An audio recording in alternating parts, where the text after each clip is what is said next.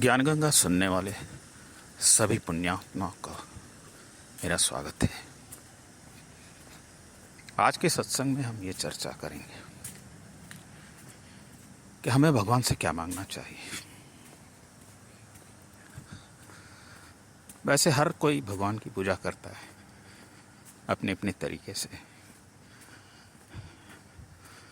जिसको जैसा प्रेम होता है, जिसकी जैसी भक्ति होती है, जिसकी जैसा सामर्थ्य होता है, जिसकी क्षमता होती है, उसी हिसाब से हर कोई अपनी अपनी जगह पे पूजा करता है और भगवान से कुछ न कुछ मांगता है।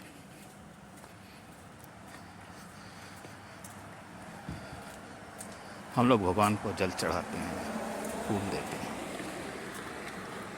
अगरबत्ती दिखाते हैं, दिया दिखाते हैं, प्रसाद दिखाते हैं, जो भी करते हैं अपने अपने नियम के अनुसार, ठीक है। लेकिन हम भगवान से मांगते क्या है? हमारा स्वास्थ्य अच्छा हो जाए, हमारे बच्चे की तरक्की हो जाए, या जो भी घर की या अपनी परेशानियां उसी को दूर करने की बात करते हैं। असल में हमें भगवान से क्या मांगना चाहिए, इस बात के बारे में हम आज चर्चा करेंगे। वैसे भगवान ने हमें सब कुछ दिया हुआ है, यूँ तो मांगने की ज़रूरत नहीं है। फिर भी जब हमें मनुष्य योनि मिली है, मनुष्य जन्म मिला है, तो इस जन्म को सार्थक करने के लिए हमें 4 चीज़ें मांगनी चाहिए। सबसे पहली चीज़ है अहंकार। हर कोई के दिल में ये अहंकार नाम की चीज़ होती है। किसी को पैसे का गुरूर है, तो किसी को अपने जिस्म का गुरूर है, किसी को अपनी खूबसूरती का गुरूर है, किसी को अपनी ज्ञान का भी गुरूर है, किसी को अपने आदर्श का गुरूर है, किसी को अपनी सत्ता का गुरूर है। ये जो गुरूर है, अहंकार, यह जो है इंसान के पतन का कारण है। यह अहंकार करने वाले हमेशा भूल जाते हैं कि हम अपने अहंकार से बहुत कुछ कर लेंगे, गलत या सही। लेकिन यह अहंकार कब तक रहेगा? जब तक शरीर है तब तक रहेगा। शरीर के बाद तो अहंकार नहीं रहता है। तो इस अहंकार की वजह से जो है आदमी भगवान के रास्ते से भटक जाता है।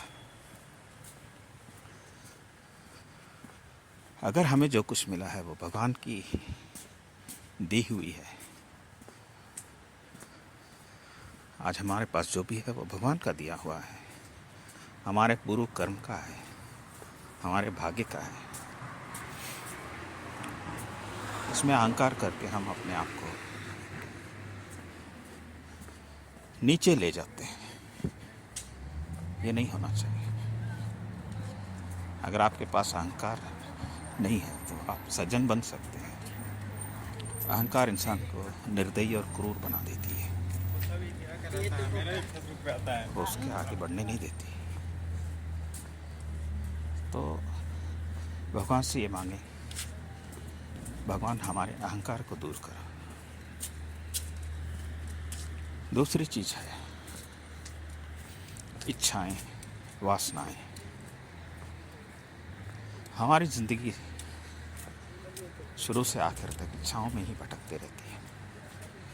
हमेशा कोई ना कोई इच्छा हम करते रहते हैं, कभी ज़रूरत के मुताबिक तो कभी दिल के मुताबिक।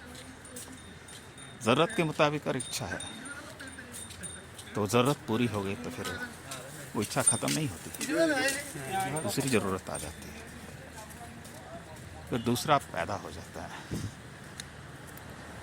तो इस तरह से एक के पीछे एक, जिस तरह समंदर के तरंग हैं, लहरें हैं, उसी तरह इच्छाएं हमें जो है ना हमेशा जो है दिमाग को, दिल को बांध के रखती है।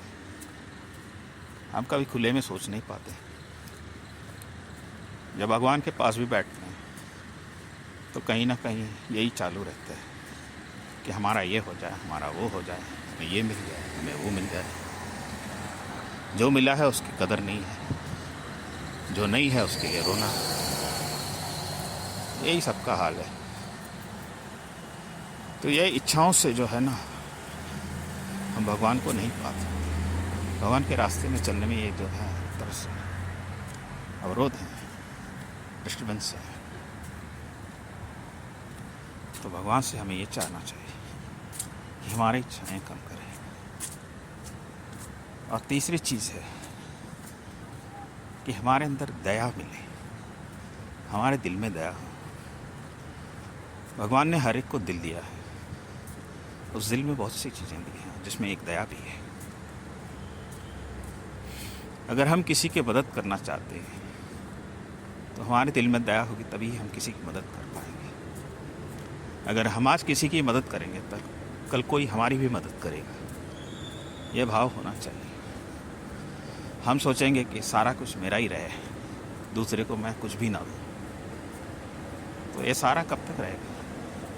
एक वक्त ऐसा आएगा कि आप अकेले हो जाओगे, आपको पूछने वाला कोई नहीं रहेगा। तो दया रहेगी तो आप दान करेंगे, दया रहेगी तो प्रेम होगा, दया रहेगी तो आपका व्यवहार अच्छा रहेगा। और इस अच्छे व्यवहार से आप बहुत कुछ जीत सकते, बहुत कुछ पा सकते हैं। इसलिए इंसान के लिए दिल में दया होनी चाहिए। और चौथी चीज़ है मुक्ति। भगवान से ये प्रार्थना हमें इस संसार चक्र से मुक्त करे, क्योंकि एक मनुष्य जीवन में ही यह संभव है कि हम इस जीवन चक्र से मुक्ति पाएं। बाकी 84 लाख योनियों में किसी को ये संभव नहीं है कि मुक्त हो जाए। यहाँ तक कि वो देव भी हो जाए तो भी मुक्त नहीं हो सकता। तो मुक्ति के लिए हमें भगवान से प्रार्थना करनी चाहिए कि हमें ऐसा रास्ता दिखाए जिससे हम मुक्ति के मार्ग में चलें।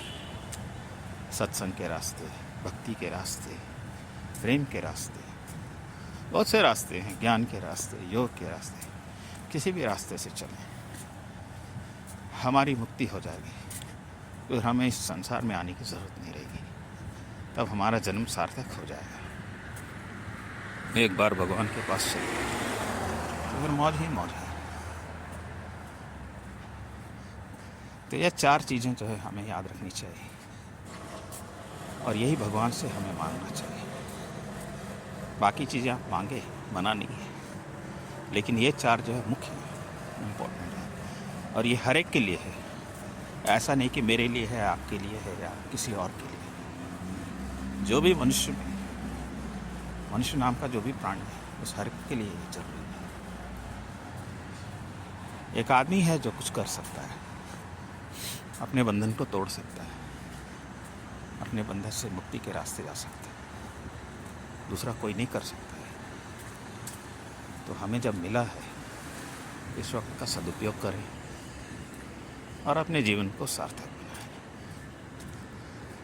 तो आज के सत्संग में यही 4 चीज़ें मैं आपसे बताना चाहता था। उम्मीद है आपको ये सत्संग पसंद आया होगा